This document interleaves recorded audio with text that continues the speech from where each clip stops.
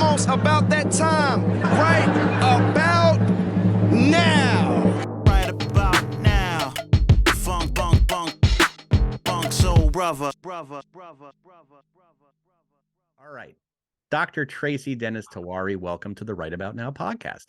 Thank you, Jonathan. I'm so thrilled to be with you.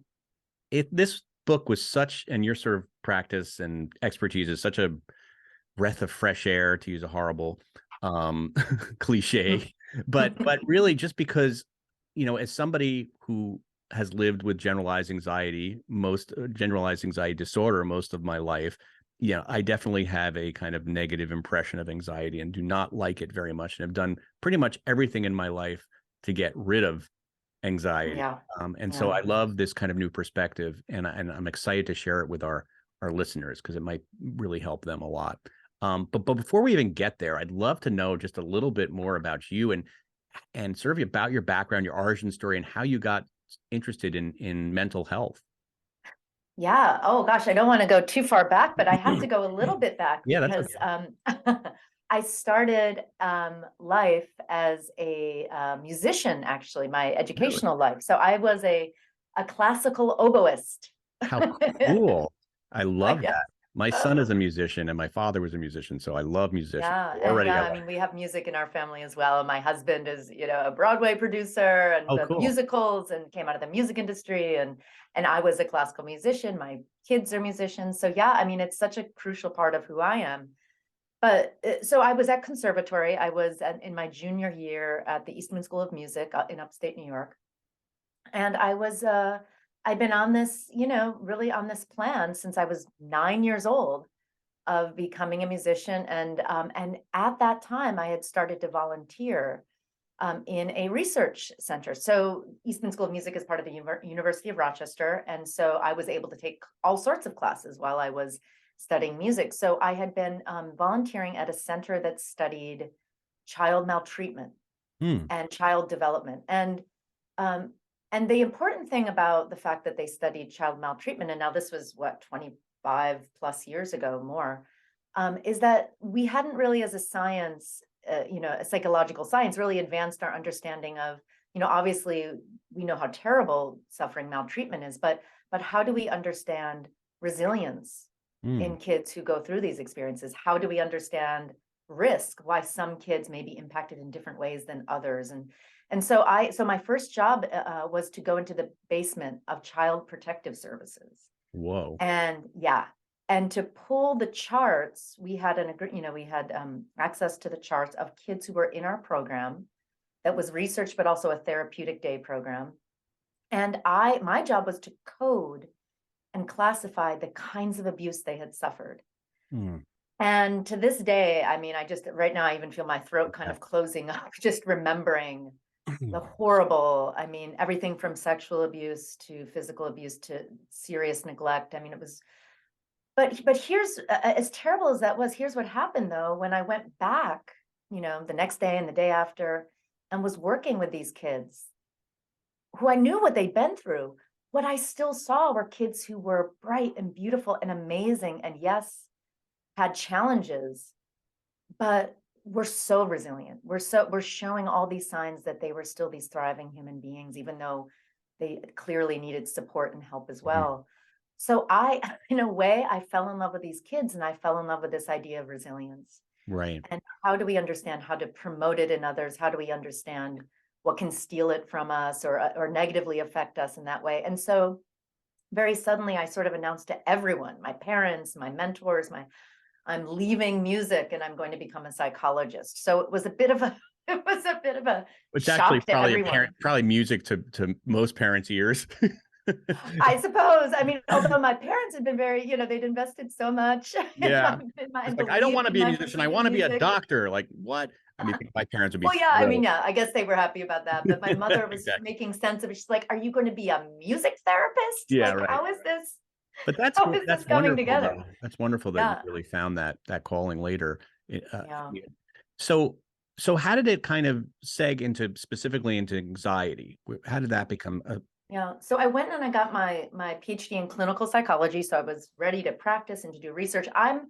primarily a researcher. So even though I did learn to do therapy, really I devoted my life to studying mental illness and resilience.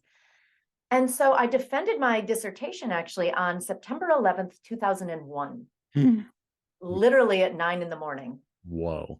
Okay. Yes, I was the there. September I was in 11th. New York. I was in New York at that time. A horrible, Yeah. horrible day. Well, I was in Pennsylvania defending my dissertation. I was able to get back in the next day at 6 a.m. before they closed all the bridges and tunnels because I was living in New York. And so I become a professional on the day that our world changes profoundly. Wow. And it was very clear to me that mental health and anxiety in particular and trauma related disorders like PTSD and others, that this is what we needed to, kind of beat back, right, as professionals. And so I honestly, I just put my head down for 20 years and tried to study anxiety and study interventions for anxiety.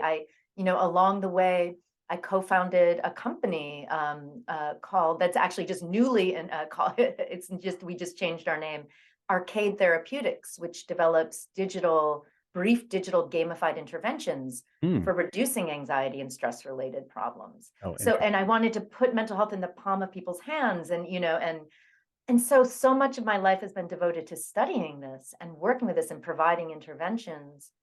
But when I kind of looked up about 5 years ago, I was looking at the stats on how are we doing with our mental health and anxiety in particular, because it's the most common class of mental illness diagnoses, as you might know. Yeah. And we're not doing better than we were 20 years ago when I defended my dissertation. Anxiety disorders have been on the rise, particularly among the young people, depression, suicidality. So there was really, as I was focusing on anxiety and getting so kind of making it my passionate pursuit, I also had a deep sense of failure because we weren't doing better, even though we had this sort of mystery, because we have more science, better interventions, more science-based wellness practices. We should be actually seeing a lot less when it comes to mental health challenges. So what's going on? And in a lot of ways, I wrote my book as my attempt to try to address and answer that mystery, that question.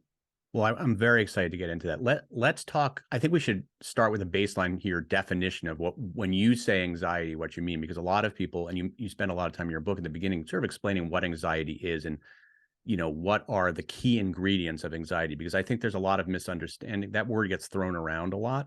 And can you help us understand in your clinical definition, what are we talking about when we say it, the word anxiety?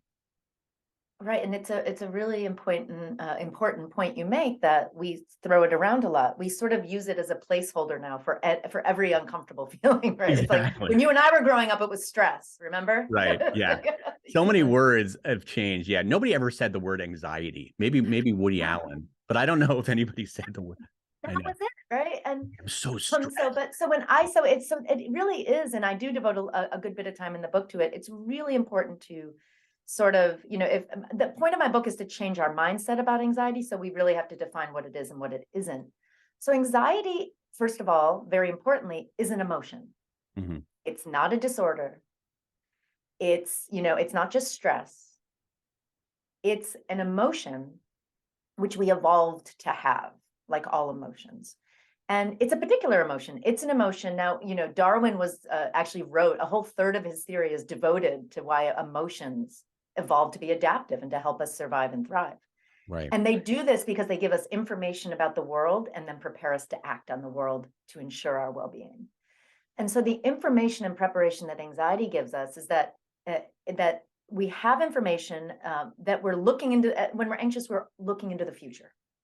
Yeah. And in that future thinking, which by the way is a huge achievement of human brain evolution, right? Because to imagine in exquisite detail this future that hasn't happened yet is pretty remarkable. So we're imagining this future. And when we're anxious, we are holding in mind that something bad could happen, but that something good is still possible. So we haven't given up. We haven't despaired. We're still in it. We believe that in this future, I can work to avert disaster or to make my dreams or positive outcomes come true. So anxiety, because of the way it feels, it makes us sit up and pay attention. It activates us. It feels a lot like fear. right? With a racing heart and our sort of fight flight response. But it's a lot more than that too, because it's preparing us not just to sort of fight or take flight, but anxiety prepares us to persist in our goals. It prepares us to be innovative, creative, think outside the box, like do whatever we have to do, bob and weave to Right. make that future into what we want it to be. It also makes us seek out social support. So oxytocin, the social bonding hormone, increases when we're anxious. And so it has this whole kind of rich, like base, kind of survey menu of responses that help us keep focused on the future and work hard to and be in it to win it, really, and to Yeah. make those positive outcomes into reality. And it's very unique to the human, right? Like other animals, as far as we know, might not have that type of anxiety as opposed to just a kind of reflexive reaction to stimuli, to negative. Right. I think, I'm a dog lover and a dog mommy. And so I do think about like the species I think about that specificity. because my cat seems to have a lot of anxiety, but it might not be anxiety as I experience. Right. So some of that's probably fear, because fear is not about the future. So fear is our response to certain and present threat. Yeah. Right. So if someone jumps into the room very suddenly, our cat or our dog might startle because it's the information there's something potentially threatening, and it triggers every animal, including ourselves, to fear, to fight, take flight, or freeze. Or So fawn. that's fear. It's in the present. I heard this fourth one is fawn, to fawn. Have you heard this one? The other F? Oh, like to tend and befriend, like the kind of reaching out to others. Because apparently that's my reaction. Yeah. That is definitely, like, I think in the realm of what the response is. Yeah. But it's so interesting sorry, go ahead.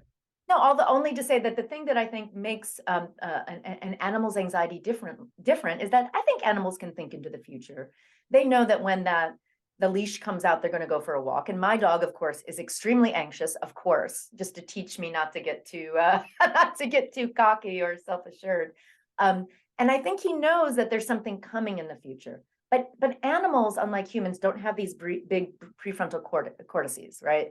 Our prefrontal cortex helps us imagine and plan and hold things in mind. And so we have an ability to think about the future in rich detail and plan for it in ways that animals don't. So in that sense, I think we and animals experience anxiety quite qualitatively differently. Yeah.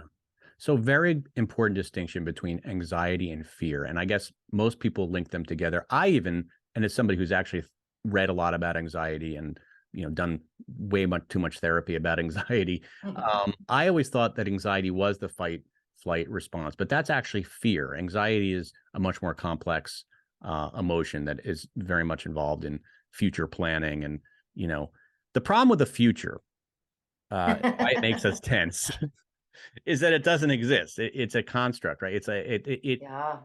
And we'll get into mindfulness and everything about being at present and why everybody always encourages people to do that who has anxiety, who suffer from anxiety. But the problem with the future is that it isn't real. So, people with anxiety are always thinking about, they hate ambiguity and they hate uncertainty. But you actually say, and there's nothing that feels worse than that feeling of ambiguity and uncertainty, at least for somebody who suffers from anxiety. And we all do in some way, but I guess some worse than others. But if it's not real, should we really embrace it? Should we really think about it? Should we really pay attention to it if it's not? Oh, that's such an interesting question. I mean, humans are storytellers, right? That's our superpower. Yeah.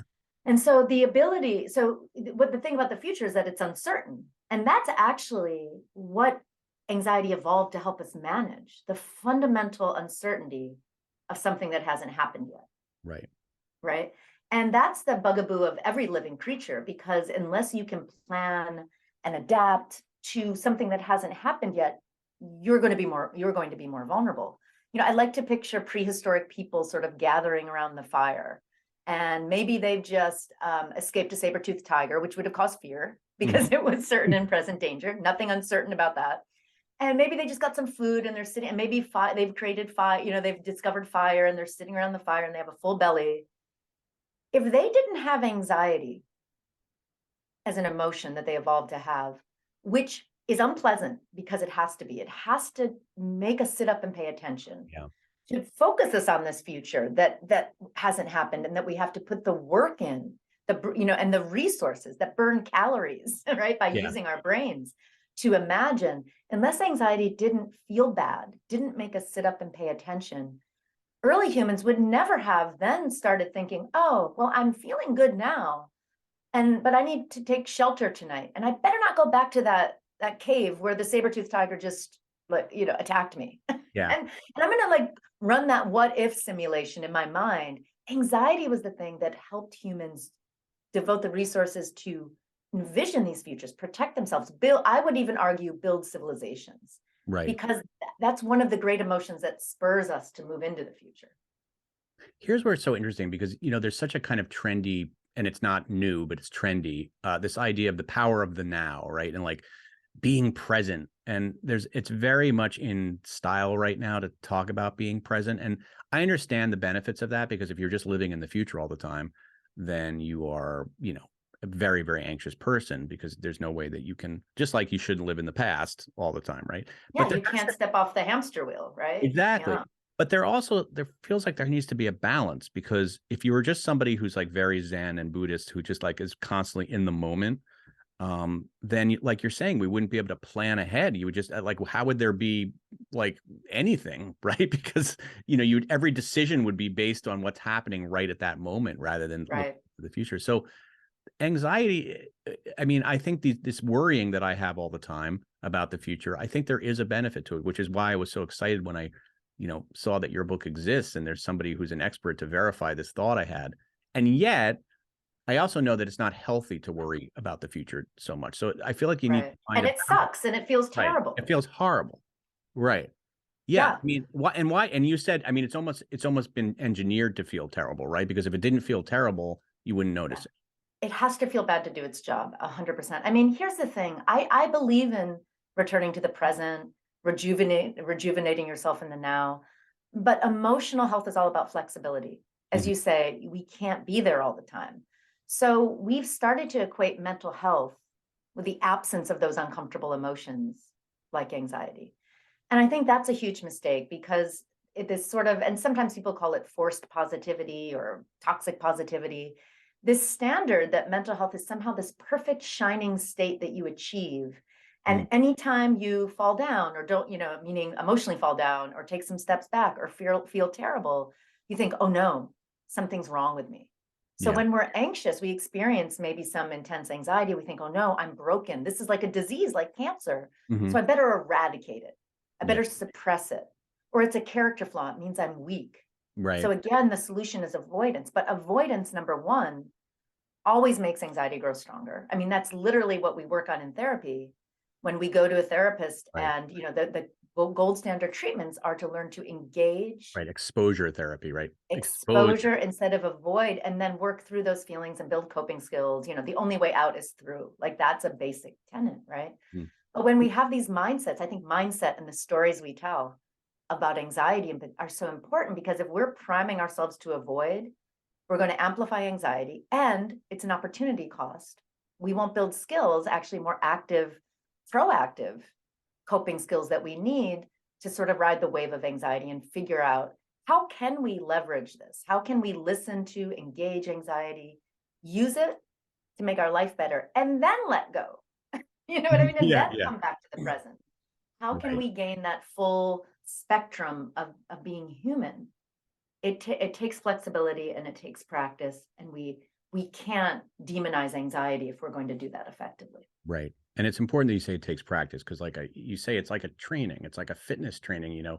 We train our muscles, to get stronger. We train ourselves when we play tennis I feel like training yourself to cope with and manage your anxiety, or to embrace it, I guess, as you're saying, and sort of work with it in a positive way. That takes practice. It's not like something you're going to I'm going to get off this call and be like, yay, anxiety is good for me sometimes. And boom, it's done. I'm done. I'm done. It's like a lifelong practice of learning to live with it. One of the things that interested me about your book is sort of this idea of how it's a misnomer. You start off the interview saying it's not a disorder, and yet, when I was first diagnosed, it was called generalized anxiety disorder. So I guess people call it a disorder. Yeah, I would love to clarify that, Yeah, because that is clarify because that. there are anxiety disorders, and I've Right. devoted my life to studying and and trying to develop interventions for them. Okay. So, and really to be clear, and it actually, when you said before at the beginning, that you were really grateful for this perspective, that's a really remarkable thing, because a lot of people who've experienced an anxiety disorder or see that in other people's lives around them, they're not ready to even consider that anxiety might be a healthy part of being human. Hmm. So, so that's like huge kudos to you on Yay, like yay even me. considering. But an anxiety disorder, so you could have, frequent and pretty intense anxiety most days, Mhm. but you won't be diagnosed with an anxiety disorder unless the ways that you're learning to cope with that anxiety are getting in the way of you living your life. It's what a psychologist would call functional impairment. Mhm. So that so when folks struggle with generalized anxiety disorder, we know that worry, for example, is one of the cardinal, experiences, one of the cardinal symptoms, right? And what worry it's as an attempt to control the future, Mhm. right? So we worry, and we get so stuck on worrying that it's starting to take its toll on us, so that we're trying to cope with the anxiety with the worry, but worry might stop us from doing things in our life that we need to. Or we're so much in our head with worry that we're actually not working through the experiences of anxiety that we might be experiencing in our body, or even detecting when those early anxiety cues are coming up for us. So we kind of are unaware of it until anxiety becomes so intense that it's very hard to manage. Right. And there's a whole series. Avoidance is another way that we often cope with anxiety. If we're socially anxious, we fear the judgment of others or public humiliation. So the way we cope with that is to just avoid those situations. So maybe we'll stop going to school or to work, or we'll cut off from friends who we feel might be judging us. And if that starts causing functional impairment, getting in the way of living and loving and and enjoying life, being productive, all those things, that's when one might get a diagnosis of an anxiety disorder. Right. Does that make sense? Yeah, it does. And I feel like it might have been a loose definition in my case, because I don't know if it gets in my way. It certainly takes a lot of my thought space, which probably shouldn't be taken. But as far as like, I can't get out of bed. And I know people have that type of anxiety, that kind of social anxiety. They can't even want to leave the house. And some people won't drive or get into elevators, et cetera. I'm not quite sure. Tell me, just a small thing, but I've never understood this, is the difference between anxiety and worry, because to me they're one and the same. But is worry just a symptom of anxiety? Like anxiety is what's the difference? So you can be anxious without worrying, like free floating anxiety, or just Yeah. having very physiological kinds Right. of, right. But worry is sort of the thinking part of anxiety. So Okay. when you worry, you usually have remember, anxiety being also an emotion and on a spectrum, right? Mhm. So Yeah. when you worry, you are, because you're throwing yourself into the future where you're running simulations in your head, right? Because you can have repetitive thinking about the past, but that's rumination. Worry, by a psychological definition, is kind of going over the future and kind of running through things in your head. So Yeah. you are typically, when you worry, you do have some experience of anxiety. Okay. But so it's kind of the thinking part of anxiety. But again, some of us don't experience anxiety in that very cognitively, Yeah. in quite the same way. One of the worst things about anxiety, which I think freaks a lot of people out, is that when you have anxious feelings, but you're not really having anxious thoughts. So then then you become anxious about the anxiousness. You become anxious about the physical symptoms. This is what happened to me, and why I kind of started seeing therapists, is that I kind of started manifesting this kind of I guess you call it like a global. I got that feeling always of like something like I was almost like I was choking, but it would come at weird times when I wasn't even anxious. It would just be like driving my car, and I would have this feeling of like that I was choking, and it was a horrible feeling, and it just made me. I got anxious about the feeling, and then anxious about, why am I feeling this feeling when I'm not even anxious, and then that made me anxious. Whatever. So And right. it's called meta anxiety. It is Right. anxiety about anxiety, and it's also an anxiety sensitivity when we start to get sensitized to those feelings in our body that signal anxiety, and we take it as a danger signal. Yeah. And part of what, as we think, and of course, we're on the spectrum of anxiety, which can include these panicky feelings, but on that spectrum, by the way, are also positive feelings of excitement, Right. and one thing that's happened though, is when we feel those strong feelings of anxiety in our body, and of course, the roots of the word anxiety are from the words to choke, like very old ancient words, like the Proto-Indo-European word ung, Mhm. angh, which means to choke. So, these kind of physical experiences are really part and parcel of anxiety. But when we fear that they are signaling that we might, have a heart attack, or we might go into some danger, some panic, that's when they can start to kind of actually cause a vicious cycle for us in our life. Yeah. Do you think people are more anxious now, or is it just that we have this word that we kind of throw around a lot called anxiety that people, because I feel like anxiety is very much in vogue right now. Like as you said, when we were growing up, like nobody ever said the word anxiety. And Mhm. people, I mean, they talked about stress, but it wasn't really the way we're talking about it today. Which is a good It thing. wasn't quite so pathologized. It was just, Yeah, it oh, how wasn't are so you doing today? Oh, I'm I'm stressed, but so it's okay. stressed, It was right? more And then they're like like, that, stress will kill you, and you have to not be stressed and exercise and do which things. is also wrong by many Is that true? measures, but that's okay. Stress won't, because I grow up with that belief that like, oh, I'm just going to die young because I'm stressed more than most people or something like that. But that's not, you have to imagine that Winston Churchill was pretty stressed out. I mean, I think about people who lived long. I don't know why he just popped into my head, but Yeah, that was weird. very weird. You often think about Winston Churchill, but when I do, no, but like people who live long lives that probably weren't the healthiest livers, and I think of somebody like that. I don't know. So tell me about that. Like, is that really untrue that people who are stressed don't necessarily, because I would think maybe if you're super hyper vigilant about your health and about that, maybe you do live longer. I don't know. There's good evidence to suggest that, so stress is not an emotion. Mm-hmm. Stress is a calculation. Oh, interesting. And it's the calculation that we're facing challenges and demands from the environment. And do we have the resources internally and externally to meet those demands? And when that balance is off, we experience that as stress. Mm-hmm. But remember, there's such a thing as eustress, as good stress as well, that because we have a stress response system, because it allows us to activate and marshal our resources when we need them.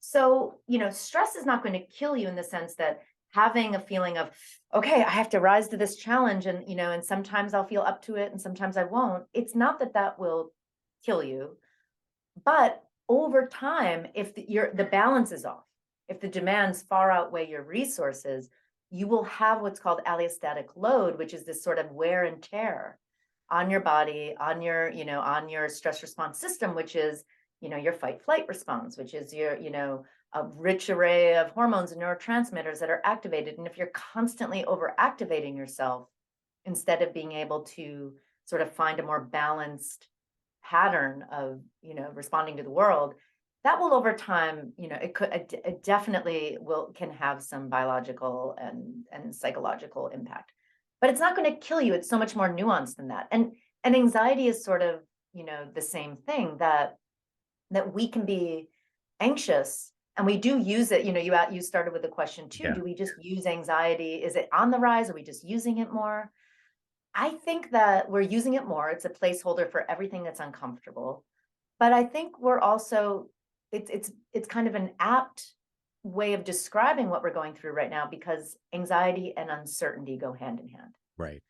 So these are, because things are so rapidly changing, whether it's technologically, sociologically, kind of socially, politically, economically, Environmentally. Yeah. Everything. environmentally, everything seems to be changing. And things that you and I might have felt we could predict about our futures, things like, oh, there's an American dream where you kind of work hard and you can kind of make it. Now, we're Gen Xers, I think, Yeah. and we didn't really even buy into that, but we sort of did. You know Right. what I mean? It was still, we were It sort of was, the last generation to yeah, believe that. Yes. we were sort of, and we felt some sense of empowerment and autonomy. And I think people do feel a higher level of uncertainty, and to some degree, they're trying to figure out the autonomy piece, the empowerment piece.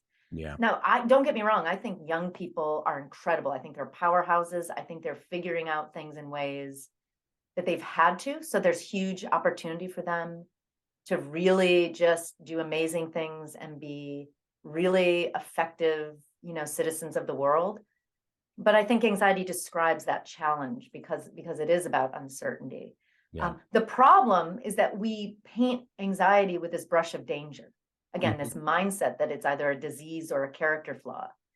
And what that's doing is it's priming us to do all the unhelpful things when it comes Yeah. to anxiety. And that I see that as being fundamentally the problem, a big part of the problem.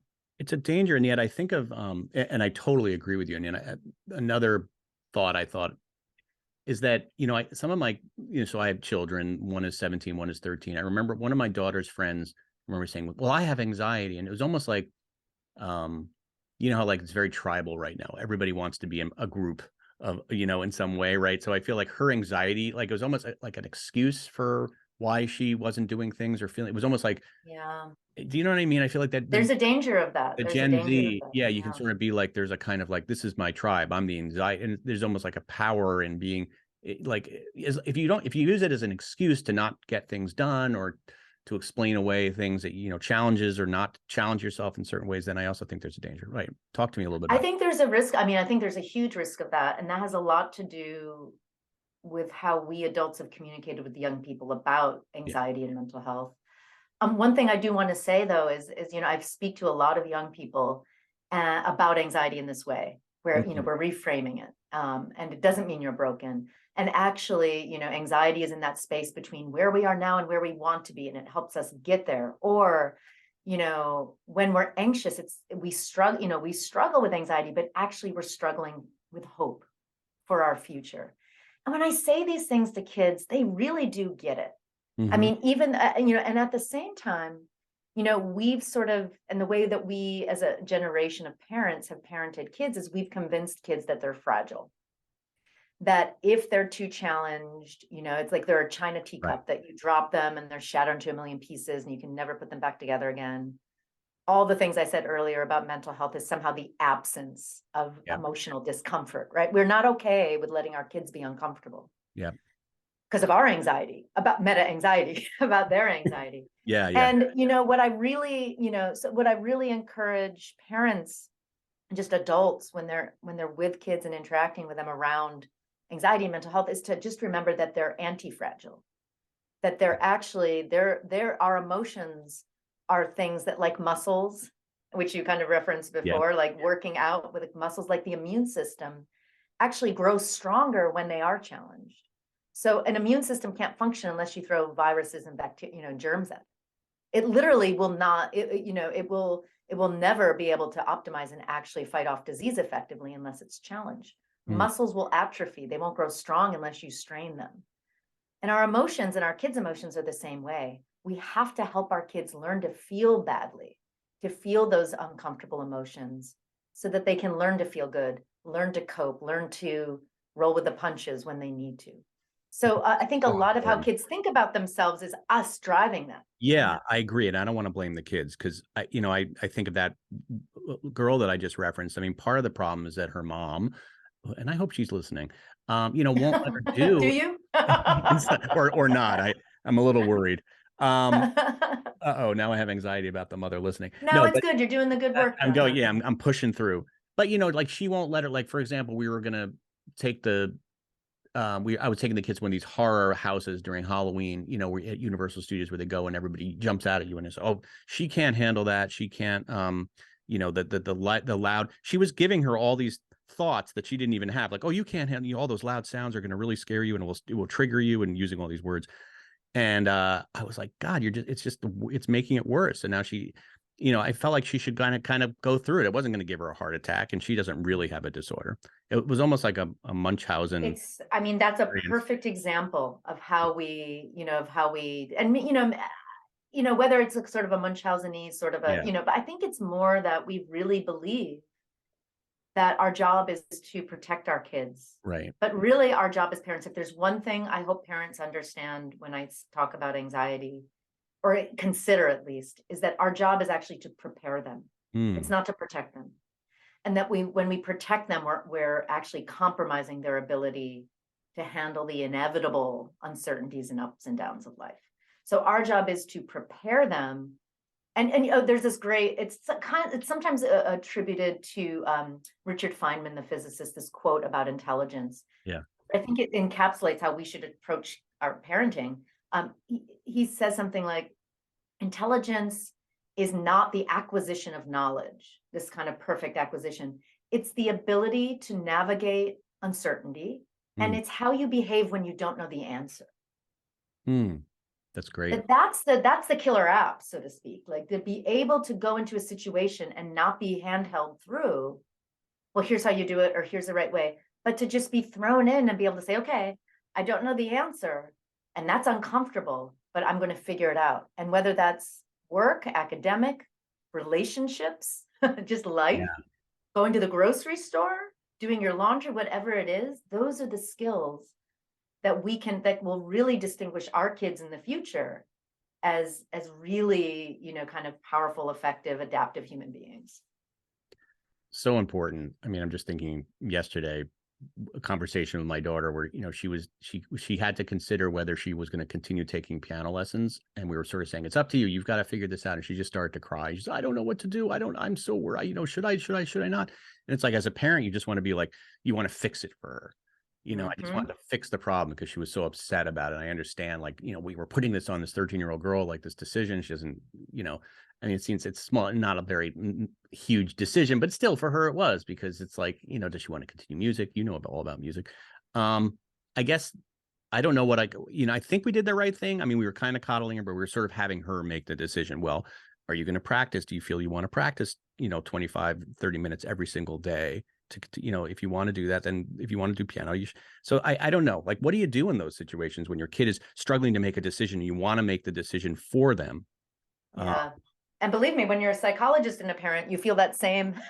Yes. And my wife, by the way, my wife is a therapist. So there you go. We want to fix everything, I know. right? We want to fix everything. And she's well, so first of all, even if you ended up doing something that you didn't feel 100% about, you can always repair. That's another thing I like to remind parents about.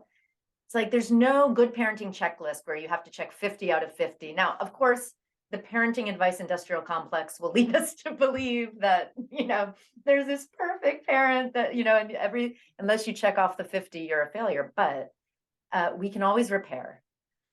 And I think in this situation, so I face this a lot with my kids too, and very similar sort of situations, like, when do we allow them and support them in making these these young adult-like decisions that are important, and in which there's a lot of uncertainty. So, one thing is I have this little framework for those moments that you can apply to yourself or to being a parent or being a friend. And it's what I call the 3 L's, listen, leverage, and let go. With your example with your daughter and the piano playing, which, by the way, I've had that conversation with my son as well, and that's the first part of what we need to do, I think, with kids is to the listen part. And what I mean by that is that we have to have a space in which it's a non-judgmental space of just abiding with whatever our kids' emotions are, and not giving them the words yet for what they're experiencing. So when she burst into tears over this decision, we might be like, oh, it's okay, honey. It's okay. It's not that big of a decision. Or, there are all these things that might run through our heads or that we might do in the moment. But one thing to try to help them build these, kind of this kind of endurance in these emotional moments is to say, okay, wow, you're like, this is intense for you right now. Tell me a little bit about what you're feeling. And they may, and they're going to then in that moment work to put the words and to try to make this yucky feeling, give it some shape. And, something similar happened with me and my son, who's 14, not too long ago. And he was just feeling horrible at the end of a school day. And I was like, well, let's sit with this man. He didn't come up with any genius, perfect words to describe what he was feeling. But he went through this process of trying. And I was there with him, not as his fixer, but as his collaborator. And when we do that with our kids and just accepting that it's okay not to feel, it's okay not to feel okay. It's like, you don't have to present this perfect child to me, as your parent. It often takes down the pressure like 50% right off the bat. So that's always, and there are different ways we can do that. And there's techniques that we might already know for doing that. But the big thing is to know that negative emotions do not equal bad. It doesn't mean your child's breaking or falling apart. It means they're doing the messy work of being human. And Right. that is a really good thing. We And spend so so much of our life listening running is an away. important first step. Yeah. We spend so much of our life running away from bad feelings and unhappy feelings. And I'm glad you brought up the 3 Ls, because not only should you apply those to your loved ones, but to yourself, right? When you're feeling anxiety. And I know you're not big self-help, but this is the portion of my podcast the self-help portion where we say, where we say, okay, we know that anxiety can be sometimes good for you, but how do you apply it now to your own experience? Right. And I'm glad you said I'm not self-help, in the sense that I kind of went into this book not wanting to write a self-help book. I wanted to write a mindset reset. Yep. But then subsequently, talk about repairing a situation, I realized that I actually need to actually Have I some do a little concrete translation exercise. in the book, but I need to I do a little bit of translation of here's what you do with this. But I think my job now, and why I love to talk to people like you, is to do much more of it. So So if it you has don't, to be yeah, so what? yeah. Right? Well, if you'll indulge me for one moment. So the 3 Ls, I'm really curious about them. You just talked about listening and sort of, Yeah. acknowledging, being curious about your anxiety. This is something actually that was brought to my attention by, you probably know Judd Brewer, Mhm. who does that unwinding anxiety. And he was a guest on the show. And I actually did his course. And that was the one thing that stuck with me, was just to be curious. Like when I'm feeling anxious thoughts now, rather than being like, oh my God, I'm just curious, like, there's that feeling again that I often have, and sort of listening to it and just acknowledge, rather than, like, again, not running away, being curious. Is that kind of what you mean about listening to, like, what is that anxiety telling me? What is that That's thought telling? exactly what I mean. Like a good example of this, and this is for adults, for ourselves, Yeah. and this happens to me regularly, is I'll wake up at 4 a.m. and Yeah. the worries are going Worries. through. I'm sure Right. that's It's never always at happened that to you, hour. Jonathan. It never Yeah. happens to any of your listeners. It's like morning is the worst. Yeah. For Yeah. anxiety. It's either, for a lot of people, it's either night right before bed, or Yeah. For right me, when it's you when wake I up. wake So, up. or not wanting to wake up and you're up. Mhm. So the worries are going through my head. And with this stance, this sort of mindset that and one thing, I take issue with a lot of I think there's amazing self-help out there. There's amazing psychological tools and courses. But when we treat anxiety like it's a problem, like it's something that's like broken in us, or Yeah. like an addiction, or like, I actually think that's not the correct mindset. I think that's what's gotten us into this problem now, because it blocks us from benefiting from all these techniques. Right. Because the first thing we actually have to do, so we're sitting in bed, the worries are coming, is we have to really convince ourselves to say, there's something valuable here. Hmm. This isn't that I'm broken, there's a problem with me, there's an alarm, there's a danger signal. Right now, my mind and my body are trying to tell me something.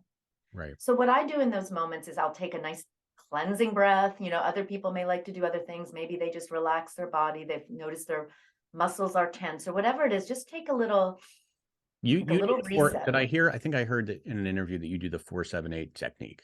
I love 4-7-8. It's Yeah. the best. So you breathe in through your nose for 4, hold for 7, exhale for 8. And it's a amazing physiologically, it's Yeah. incredibly effective. I've noticed that really does work. Yeah. And there's great science behind it as well, that this activates our parasympathetic, our rest and Right. recovery system. And it just takes us down a notch. So you do that. I do that.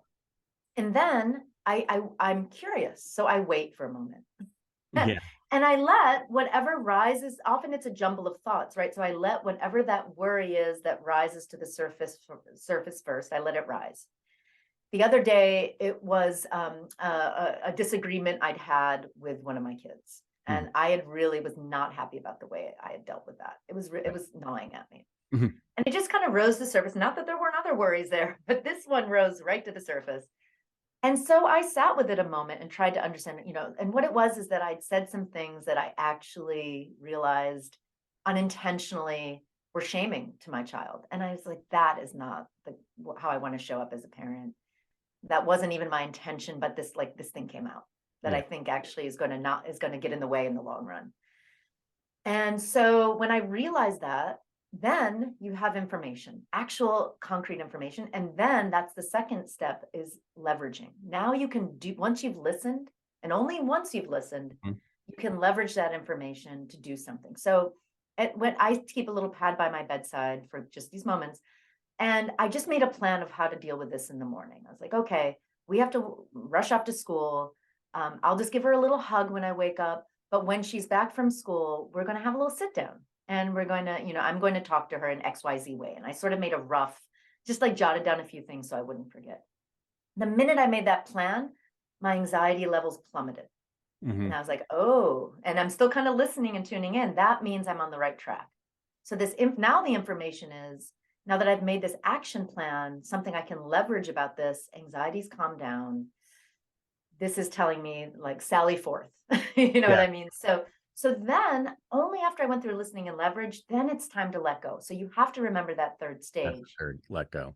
Yeah. And to let go. And that's when you come back to the present, get a sense of, kind of not going on that hamster wheel of future thinking, rejuvenating yourself. For me, sometimes I just fall right back to sleep in that particular situation because I feel like much better.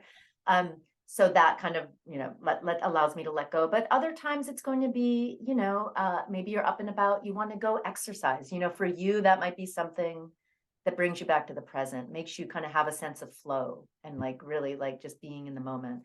Other people love to talk to friends, or maybe you have a therapist that you want to speak to and you just know I'm going to make a plan to speak to them ASAP, or go for a nice walk, or, write bad poetry like I love to do. Like I love to write poetry. It makes me think in a totally different way. It's horrible, but that doesn't matter. It makes me feel great. So we all have those things. So it's listen, leverage, let go. And so if we practice, this just takes a few moments. If we do this repeatedly, it's not going to work every time, but it will work most of the time. And we'll start to kind of chip away at avoiding anxiety, at it spiraling out of control.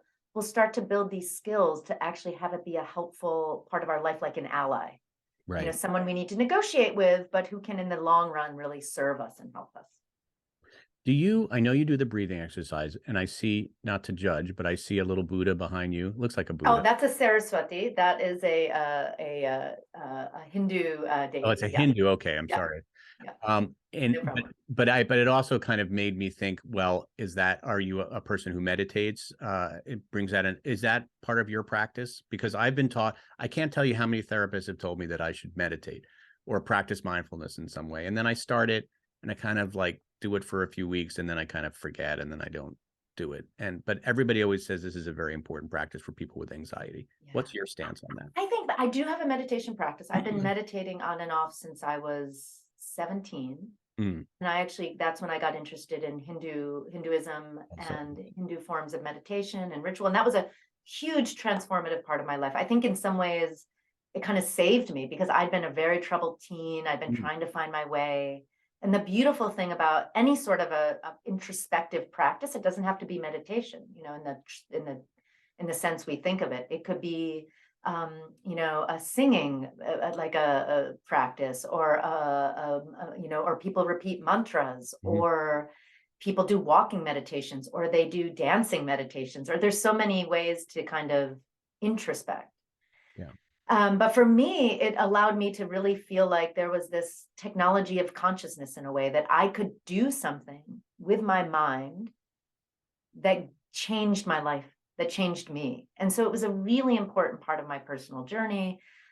Now, I do have a small meditation practice. I've been kind of having a current goal of finding more time, but even spending 5 minutes at the beginning of my day and doing a small practice, setting an intention for the day. I think we don't have to set ourselves to these standards of sitting for 45 minutes in a perfect mindfulness state, because shrinks do tell us all the time you have to meditate. It's so great, but it's not for everyone. Right. And it's also this sort of, is perfect the enemy of good, because it's hard. And so I'm a really big advocate of lowering the bar to entry, and also knowing that for some people, it's never going to be the right practice. For some people, they're runners and they need to run it out. And that's where they find their sense of center and flow. And maybe they'll never be drawn to meditation. Other people, they like to pray, and it's not meditation in the strict sense we think about it, but maybe they like to, get on their knees for 5 minutes a day, and it just transforms them. I just don't want people to feel like there's this failure, and mindfulness is done. How do you know what your thing might be? Like, you were very blessed to have discovered early in your life Hinduism as something that was really beneficial to you. Yeah. Definitely not running for me. It's definitely not exercise. Me either. I mean, look, I train, I work out, 2 or 3 times a week. I hate working out. I do it because I know I need to do it, but it's not something that gives me joy. There's a time sometimes when I'm writing, I wonder if people think writing is a form of meditation. I mean, when you're in a zone writing, as I'm sure you probably got into this when you wrote your book, that's a wonderful feeling when you sort of like time just stops and you're in a zone. But to get to that place is just miserable. So I wouldn't say writing is a meditation. People, it's not for me. People do morning pages, I know, as a kind of form of meditation. You're familiar with morning pages, right? Yes. Yeah. I know a lot of people I know love it. Yeah. Yeah. So how do you know? Like, I guess you just keep It's trying. such a good question. You're right. I mean, I've been blessed with knowing that there are a lot of things that put me in the zone. But I think that notion that you brought up of being in the zone, I think that's our clue. Mm-hmm. And in many ways, when we have to, again, be curious and observe that in ourselves. Like, what are those things that we do where we just feel that perfect balance of challenge and ability? That's flow in the classical sort of psychological sense, or being in the zone. And we should observe that in our kids as well. Like, what is it for them where they lose themselves while at the same time feeling most themselves? It's like, that's what we have to look for in our world. So for me, actually, writing is a bit of that. Mm-hmm. Even though a lot of it's really hard. Yeah. There's some of it that, when I wrote my book, Future Tense, when I wrote it, I got my book deal right before literally I got it in February of 2020. Oh, wow. So literally weeks before everything shut down, I got this deal. So I was like, okay, great. You got a project. I'm going to write this book, right? But so I kind of went for it. I wrote it. I didn't get a lot of feedback from my publisher. By the time I had written 6 chapters by the time I got real feedback. And she hated it. Oh, really? She was like, this is terrible. Wait, who's she? Your agent or the publisher? No, my publisher. Yeah. Oh, God. She hated it. She was kinder than that. Yeah. But I'd never written a book before. I'd written like 100 scientific papers, but it was a different art, So I hired an outside editor, right? Bill Tonelli, my editor for the book, who's the most amazing editor, because what he did is he helped me achieve beginner's mind. And he said, and he was the kind, people can go straight for you or they can really just kind of support you. And he just kind of supported me in finding my voice, which was just invaluable. He's sort of like my consigliere and father confessor and shrink and like all rolled into one. And what he said is like, Tracy, I'm moderately intelligent, which is a lie, but he's like, I'm moderately intelligent and I know nothing about this topic. Tell me. So he said, tell me. And so I threw out everything and I started with a blank page. And when I tell you that this was it was hard. It was really so hard to throw out everything. It was really hard, but it was the most transformative, satisfying experience as well. So, but anyway, but we can, and I found flow in those moments. I find flow when I love walks. I love walks are wonderful. Oh God, I love all walks. If you've ever tried to take an all walk where you sort of notice the world around you and find those moments where you're kind of plugging into the vastness of the world around you, even if that vastness is just, the vein of a leaf of a tree, and you just, that it's something that transcends. But I just love regular walks too, not even super thoughtful ones. So I love walking. I love writing. I'm a musician by you feel music heart, even if I'm not active. So I listen to music. Yeah, I was going to say, is listening to music a form of meditation? It can be, right? 100%. I mean, I think if we let go of the meditative requirement and think more of in the zone and flow, we'll all think of things that are, it's not rocket science. We will all either have those things or cultivate those things. All right. This has been so fascinating, Dr. Tracy Dennis-Tiwary. Thank you so much for sharing everything. Thank you so much, Jonathan. You're a fun time talking with you. Yeah, you've really helped clarify a lot for me, and I hope for our listeners too. So thanks. And the book is called Future Tense. Got to get it. Really good book. I'm glad you rewrote it because I don't know what it was. Thank you. Thanks so much for everything. That was great. Thanks, Jonathan. That was really fun.